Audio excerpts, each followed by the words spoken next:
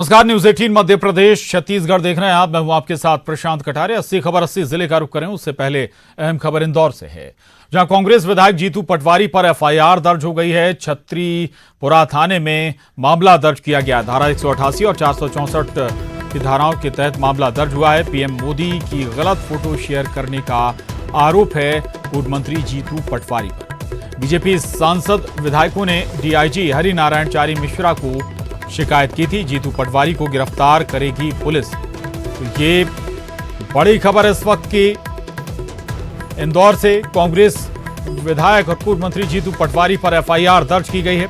छत्रीपुरा थाने में मामला दर्ज हुआ है। धारा 188 और 464 की धाराओं के तहत मामला जीतू पटवारी के खिलाफ दर्ज किया गया है। दरअसल जीतू पटवारी ने पीएम मोदी की गलत फोटो शेयर की थी। उन पर गलत फोटो शेयर करने का आरोप है पीएम मोदी की। और बीजेपी सांसद विधायकों ने डीआईजी हरिनारायणचारी मिश्रा को इस मामले में शिकायत की थी। तो ये अहम खबर, बड़ी खबर। दरअसल कल का ये पूरा मामला है। हालांकि इसके बाद जीतू पटवारी ने अपने सोशल मीडिया से इस फोटो को हटा भी लिया था, लेकिन तब तक ये फोटो लोगों तक पहुंच चुकी थी। जो गलत फोटो थी पीएम मोदी की, वो शेयर की थी कांग्रेस विधायक जीतू पटवारी ने। और उसके बाद अब इनके खिलाफ मामला भी दर्ज हो गया है इंदौर में। छत्रीपुरा थाने में शिकायत दर्ज हुई है। धारा 188 और 464 की धाराओं के तहत मामला दर्ज हुआ है।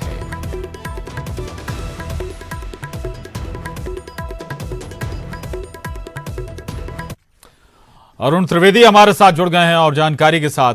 अरुण, कल ये फोटो सोशल मीडिया पर डाली थी, जो विवादित फोटो कह सकते हैं, गलत फोटो थी पीएम मोदी की। अब कल ही हटा भी लिया था। अब इस मामले में एक्शन भी ले लिया गया है। एफआईआर दर्ज हो गई है।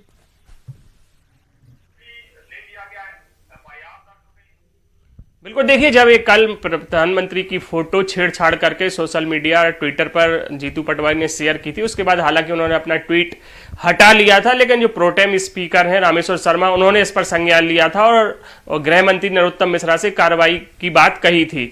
लेकिन उसके बाद जब जीतू पटवारी ने अपना ट्विटर हैंडल से फोटो हटा लिया, उसके बाद रामेश्वर शर्मा ने भी अपना ट्वीट हटा लिया था। माना जा रहा था कि अब मामला शांत हो जाएगा। लेकिन रात में जब भोपाल से फोन आया यहाँ के बीजेपी नेताओं को, तो यहाँ के जो नगर अध्यक्ष हैं गौरव रणदीवे, विधायक आकाश विजयवर्गीय, रमेश मेदोला, मालिनी गौड़ और इसके साथ ही सांसद शंकर लालवानी समेत तमाम पदाधिकारी डीआईजी हरिनारायणचारी मिश्र के पास एक शिकायती पत्र लेकर पहुंचे। उन्होंने जीतू पटवारी पर एफआईआर दर्ज करने की मांग की और उनकी गिरफ्तारी की भी मांग की थी। उस पर एक कार्रवाई करते हुए छत्रीपुरा जो थाना है इंदौर का, उसमें ये एफआईआर आज सुबह दर्ज की गई है। 188 धारा है जिसमें 6 महीने तक की सजा है और 464 जो धारा है इसमें 2 साल तक की सजा का प्रावधान है। ऐसे में अब जीतू पटवारी की मुश्किलें बढ़ गई है। पुलिस अब इनको गिरफ्तार करेगी। हालांकि दोनों धाराओं को जमानती कहा जा रहा है।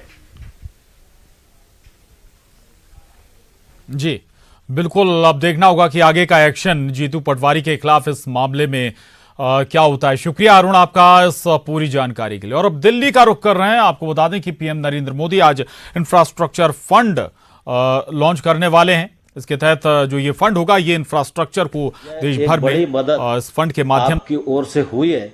इसलिए हम सब किसानों की ओर से आपका हृदय से बहुत बहुत स्वागत करते हैं, अभिनंदन करते हैं। और सारा देश इस बात का साक्षी है कि कोई सोच भी नहीं सकता था कि मंडी से किसान को आजाद कर दिया जाएगा। कोई सोच नहीं सकता था कि बुआई के समय ही कानून के माध्यम से मिनिमम मूल्य का करार किसान कर सकेंगे। लेकिन कानूनी बदलाव के माध्यम से आपने किसान को आज़ाद भी किया और किसान को मिनिमम मूल्य मिले, इसके लिए कानूनी प्लेटफॉर्म भी उपलब्ध कराया। इस वजह से हम सभी किसानों की ओर से आपका इस अवसर पर हृदय से बहुत बहुत स्वागत और अभिनंदन करना चाहते हैं। सारा देश इस बात को जानता है कि 24 फरवरी 19 को आपने पीएम किसान योजना प्रारंभ की थी और तब से लेकर आज तक 75,000 करोड़ रुपया किसानों के खाते में सरकार के द्वारा भेजा जा चुका है। और आज ये जो 6वीं किस्त है, 6वीं किस्त में 8.5 करोड़ किसानों को 17,000 करोड़ रुपया आज आपके कर कमलों के द्वारा किसानों की जेब में जाएंगे। पूरे देश के किसान आज बहुत ही उत्सुकता के साथ इस कार्यक्रम को आपका संबोधन सुनने के लिए लालायित हैं और मैं धन्यवाद देना चाहता हूं माननीय प्रधानमंत्री जी। 8 जुलाई को आपने कृषि अवसंरचना के लिए जो फंड आत्मनिर्भर पैकेज के अंतर्गत घोषित किया था उसको मंत्रिमंडल से स्वीकृति प्रदान की। तब से आपके नेतृत्व में, आपके मार्गदर्शन में विभाग ने द्रुत गति से काम किया और आज हम बहुत ही प्रसन्नता के साथ कह सकते हैं कि 8 अगस्त को 1 महीना पूरा हुआ। आज 9 अगस्त है। 9 अगस्त भारत छोड़ो आंदोलन की भी तिथि है और आज भगवान बलराम जी का भी जन्मदिन है और इस महत्वपूर्ण दिन पर 2282 पैक्स को 1128 करोड़ का ऋण आपके कमलों द्वारा स्वीकृत किया जाएगा। यह मैं समझता हूं कि अपने आप में ऐतिहासिक कदम है। मैं इस अवसर पर समूचे किसान जगत की ओर से आपका हृदय से बहुत बहुत स्वागत करता हूं, बहुत बहुत अभिनंदन करता हूं। धन्यवाद महोदय। अब माननीय प्रधानमंत्री जी से अनुरोध है कि वे बटन दबाकर पीएम किसान योजना के अंतर्गत सम्मान राशि का अंतरण करें। 17,000 करोड़ रुपए की सम्मान राशि लाभार्थियों बैंक खातों में तत्काल ट्रांसफर हो जाएगी। खड़ा होना पड़ेगा। पीएम खड़े हो गए। जैसे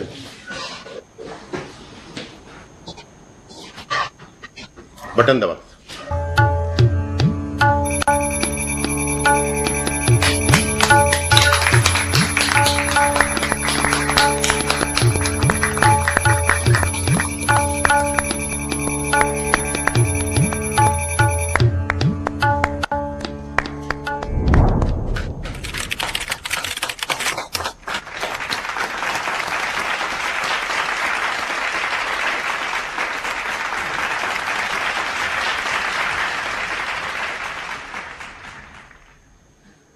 एग्रीकल्चर इंफ्रा फंड की फाइनेंसिंग फैसिलिटी के तहत 2282 पैक्स को 1128 करोड़ रुपए की लोन स्वीकृत किया जा रहा है। माननीय प्रधानमंत्री से अनुरोध है कि वे कृपया एग्रीकल्चर इंफ्रास्ट्रक्चर फंड के तहत वित्तीय सुविधा का शुभारंभ करें।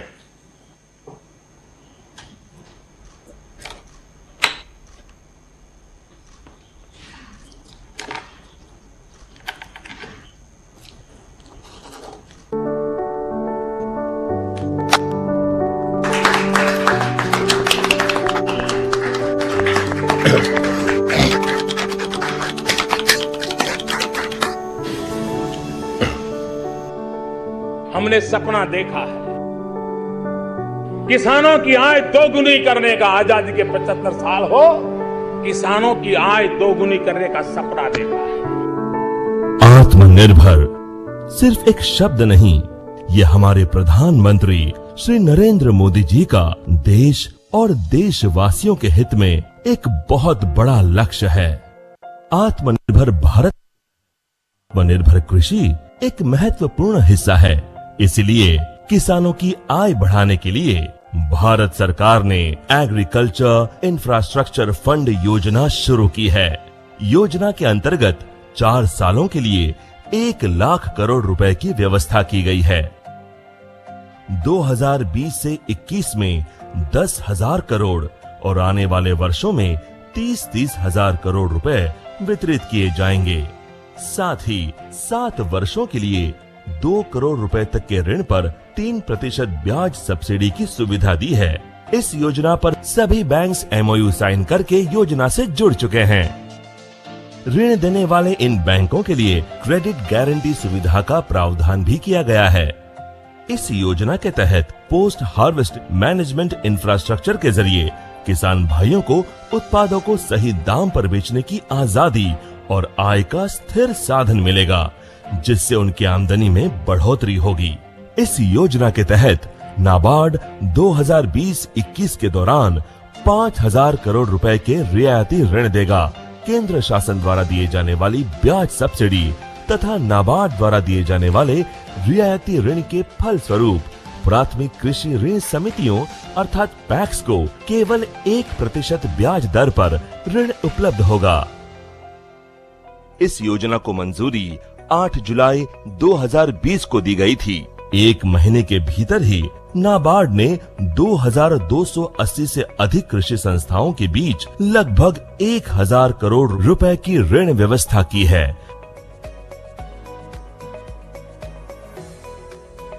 भारत सरकार की ये योजना जहां किसानों को आत्मनिर्भर बनाएगी, वहीं उनकी आय दोगुनी और खुशियां चौगुनी करने में भी मदद करेगी।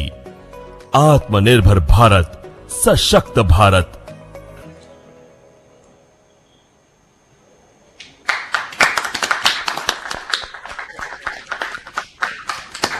महोदय, आपका बहुत धन्यवाद। अब हम कर्नाटक राज्य चलते हैं, जहां माननीय प्रधानमंत्री के साथ बातचीत करने के लिए हासन जिले के उगेन कृषि सहकारी साख समिति पैक के सदस्य उपस्थित हैं।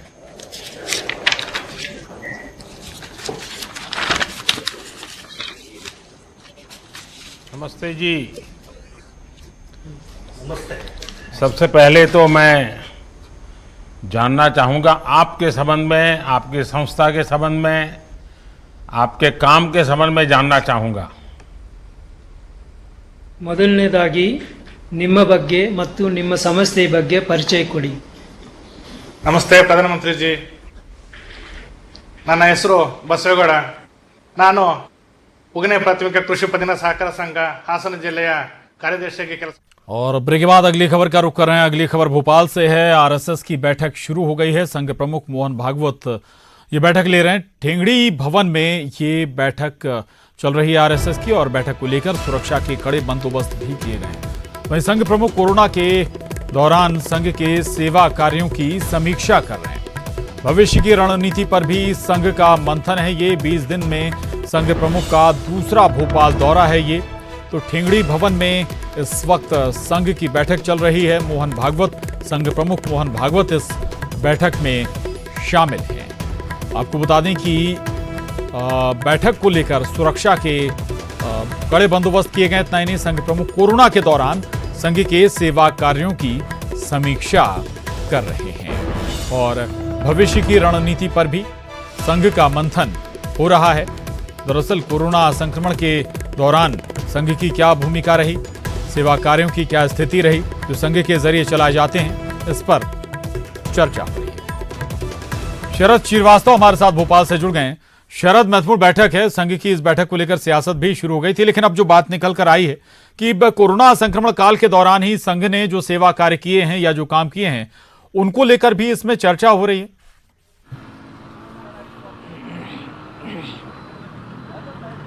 हाँ प्रशांत, बिल्कुल आपने ठीक कहा है। और हम इस वक्त ठेंगड़ी भवन के ठीक बाहर ही खड़े हैं। आप पीछे देख सकते हैं, यहाँ पर जो संघ की बैठक है वो चल रही है, और यहाँ पर बैठक को देखते हुए जो सुरक्षा के बंदोबस्त हैं वो तगड़े बंदोबस्त किए गए हैं। किसी को भी अंदर जाने की जो इजाज़त है वो नहीं दी गई है, सिवाय संघ के जो पदाधिकारी हैं उनके अलावा।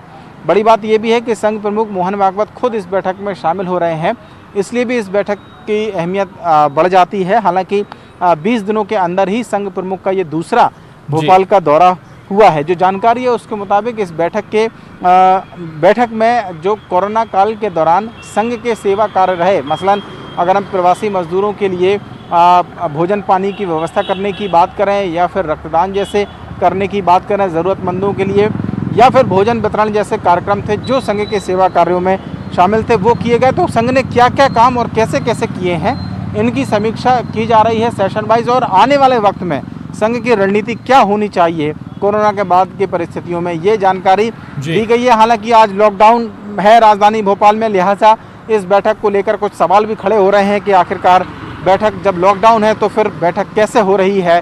कांग्रेस के जो विधायक हैं आरिफ मसूद, उन्होंने सवाल खड़े किए थे इस बैठक पर, लेकिन बैठक हो रही है। सुरक्षा के भी तगड़े बंदोबस्त किए गए हैं, और संघ की ओर से जानकारी दी गई है कि लॉकडाउन और कोरोना गाइडलाइंस का पालन करते हुए जो पदाधिकारी थे जिन्हें इस बैठक में शामिल होना था वो पहले ही यहाँ पर आ गए थे।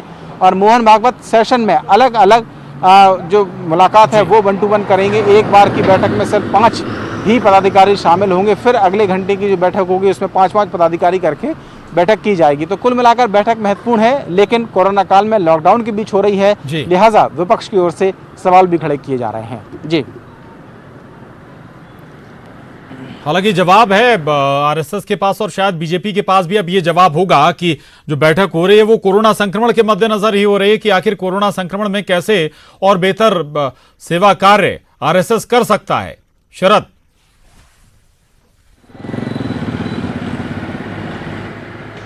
हाँ बिल्कुल जवाब है, लेकिन जो सवाल हैं वो वाकई में बरकरार हैं, क्योंकि जो कोरोना की गाइडलाइंस बनी है उसके मुताबिक लॉकडाउन में किसी तरीके की बैठक या कोई भी घर से बाहर नहीं निकल सकता। आम लोग अगर सड़क पे चल रहे हैं तो फिर उनके चालान काटे जा रहे हैं या फिर नियमों का उल्लंघन कर रहे हैं। तो इस वजह से जो सवाल है वो खड़े किए जा रहे हैं। लेकिन निश्चित ही जो बात आपने कही है वो सही है कि इस बैठक का जो मकसद है बताया गया है संघ की ओर से वो यही है कि कोरोना में किस तरीके से संघ के जो सेवा कार्य रहे वो, और उसके बाद में अब संघ कैसे काम करेगा। मसलन अगर हम शाखाएं लगने की बात करें, क्योंकि कोरोना की वजह से संघ की जो शाखाओं के कार्यक्रम थे वो भी काफ़ी प्रभावित हुए हैं, उनके कैसे होंगे और संघ की भूमिका क्या होगी ये बताया जा रहा है। हालांकि एक सवाल ये भी खड़ा हो रहा है कि 20 दिन के अंदर ही अगर संघ प्रमुख 2 बार भोपाल का दौरा कर लें तो फिर क्या कोई और बड़ी रणनीति पर तो संघ काम नहीं कर रहा है, क्योंकि मध्य प्रदेश की बात करें तो देश का दिल है, बीच में है, और यहीं से जो रणनीतियां हैं संघ का एक बड़ा गढ़ भी है। तो कोई बड़ी रणनीति अगर बनती है तो फिर वो यहीं से बनती है, और क्या संघ प्रमुख ऐसी कोई बड़ी रणनीति पर तो काम नहीं कर रहे हैं। ऐसी अटकलें भी लगाई जा रही हैं इन बैठकों को लेकर। और मोहन भागवत का ये दौरा भी दरअसल अभी जब राम मंदिर का जो भूमि पूजन हुआ था उसके बाद उनका ठीक उसके तुरंत बाद दौरा हो रहा है, तो इस लिहाज से भी इस बैठक की अहमियत जो है बढ़ जाती है। जी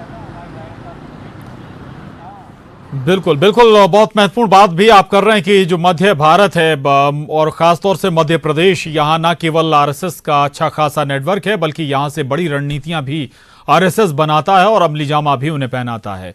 शुक्रिया शरद आपका इस पूरी जानकारी के लिए, धन्यवाद। आगे बढ़ते हैं। उधर छिंदवाड़ा में चांद थाने के चंदन गांव में कुलबहरा नदी पर पुल पार करते समय एक कार पानी के तेज बहाव में फंस गई। तेज बहाव में फंसने के कारण कार पुल से आगे नहीं बढ़ पाई और लोगों ने कार सवारों को किसी तरह बाहर निकाला। कार में 4 लोग सवार थे और ये बादगांव जा रहे थे, लेकिन कार चालक ने बड़े पुल से ना निकालकर छोटे पुल से कार को निकालना चाहा, लेकिन छोटे पुल पर यह कार पानी के तेज बहाव में फंस गई। लोगों को जब इसकी सूचना मिली तो लोग ट्रैक्टर और रस्सी लेकर पहुंचे और 2 घंटे की मशक्कत के बाद कार को बाहर निकाला। ये तस्वीरें छिंदवाड़ा से सामने आई हैं। आखिरकार बाल बाल बची है कार सवार लोगों की जान। छोटे पुल के ऊपर से ही कार निकालने की कोशिश की जा रही थी। नतीजा ये हुआ कि पुल के बीचों बीच कार फंस गई। आखिरकार स्थानीय लोगों ने बमशक्कत ट्रैक्टर के सहारे इस कार को खींचकर बाहर निकाला। इन 4 लोगों की जान सुरक्षित, इन 4 लोगों को बाहर निकाल लिया और यह भी कह सकते हैं कि इनकी जान बाल बाल बची है। ये एक्सक्लूसिव तस्वीरें हैं जो छिंदवाड़ा से सामने आई हैं। बारिश का मौसम है, लगातार जो नदी नाले हैं अब धीरे धीरे उफान पर हैं और सड़कों और पुल पुलियों के ऊपर से भी पानी बह रहा है। लेकिन ऐसे में अगर आप कोई लापरवाही बरतते हैं तो वो जानलेवा भी हो सकती है। इन तस्वीरों को देखकर आप सहज अंदाजा लगा सकते हैं कि यहां पर इन कार सवार 4 लोगों की जान भी जा सकती थी, जान आफत में भी पड़ सकती थी। लेकिन इसके बावजूद इन्होंने पुल को पार करने की कोशिश की जिसके ऊपर से पानी बह रहा था। नतीजा बीच पुल पर, आधे पुल पर जाकर गाड़ी रुक गई, थम गई। नतीजा यह हुआ कि स्थानीय लोगों ने काफी मशक्कत के बाद इस कार को पीछे की तरफ से खींचकर बाहर निकाला है। ट्रैक्टर के माध्यम से इस कार को और कार सवार 4 लोगों को सुरक्षित बाहर निकाल लिया गया। ये तस्वीरें भी इस वक्त आप देख पा रहे हैं जिस पुल के ऊपर से गुजरी थी कार, उसके ऊपर से पानी बह रहा था।